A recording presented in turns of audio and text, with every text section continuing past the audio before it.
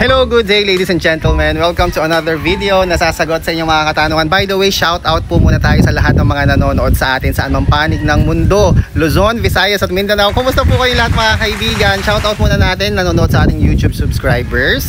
Sina Julie Ann, hello po sa inyo, kay Antonio at kay I'm Choi. Yan si I'm Choi. Thank you so much po sa inyong panonood at pag-subscribe sa aking channel. By the way, ladies and gentlemen, nasa 44,000 subscribers na po tayo, and please continue to subscribe to my channel. Ano po, i-share nyo po, i-like nyo po ang video na to at tayo po isasagot ng inyong mga katanungan. Ang ating katanungan na sasagutin sa araw na ito ay ang katanungan po ni Roslyn.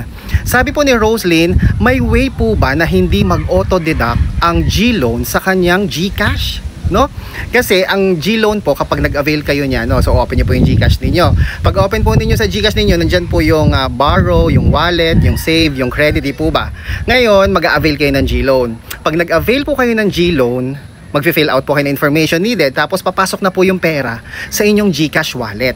Ang tanong dyan, lahat ba ng may GCash ay meron ding G-loan? So hindi po.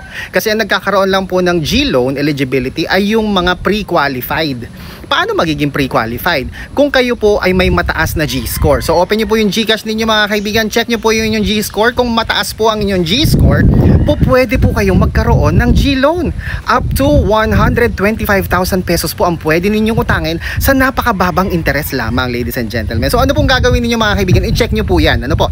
Hindi ko mo mataas ang inyong G-score, meron na kayong G-loan. At hindi rin naman ko mo mababa ang inyong G-score, wala kayong G-loan. Depende po yan kay GCash. Depende kung lagi ninyong kinakargahan ng inyong GCash wallet. So mahalaga po na i-maintain po ninyo ang pagkakaroon ng pondo sa inyong GCash wallet. Magkano? 100, 50 pesos, 500 average daily balance. Hindi nyo po dapat inaalis yan doon, no? Mag-maintain po kayo 50, 100, 500. Ilagay nyo lang po yan dyan kasi namomonitor po yan ni GCash. Ibig sabihin, ginagamit po ninyo ang inyong GCash account, and gamitin po ninyo ang inyong GCash sa pagbi-bills pay, bayad ng Meralco, bayad ng tubig, bayad ng internet at iba pa. Ngayon, bumababa po ang G-score ninyo mga kaibigan kapag madalas kayong mag-send out ng money, no? So meron lamang po 3 send out sa isang araw.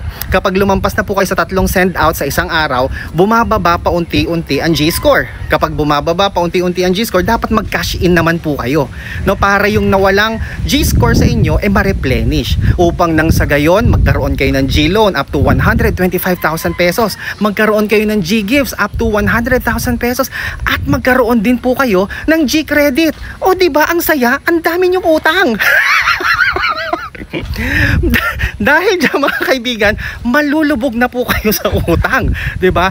Mas maganda nang magkautang kay GCash kaysa sa tao, di po ba?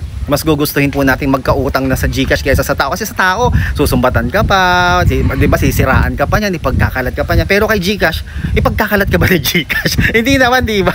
So, yun po mga kaibigan. Ang tanong niya, meron po bang way para hindi na mag-auto-deduct sa inyong GCash wallet si G-loan? Kasi siguro itong taong ito may utang sa G-loan. Nag-auto-deduct, nagkakaltas na po yan si G-loan sa inyong GCash wallet. Kapag nangutang kayo dyan, due date nyo na, kakaltasan na kayo automatic ni G-loan. So meron bang way para hindi kayo kaltasan? Meron pong way mga kaibigan. Alam nyo po kung ano? Mag-open po kayo ng G-save. Yes, mag-open kayo ng G-save. Yung GCash wallet ninyong laman dyan, ilipat po ninyo sa inyong G-save. Ano? Gets nyo po ba?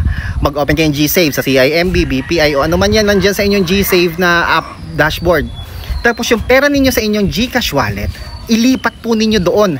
Nakatago na yan doon. Kaya kahit gaano pa kalaki ang utang mo kay G-loan, hindi niya kakainin ang pera mo sa GCash. O, diba? So, sana nasagot natin ang katanungan mo, Roslyn. O, diba? O, anong gagawin mo? I-transfer mo na ang pera mo sa iyong G-save, ha? Para hindi yan mag-auto-deduct. Kung may katanungan po kayo, please comment down below. Ako po si Chico. Enjoy the rest of the day and God bless po.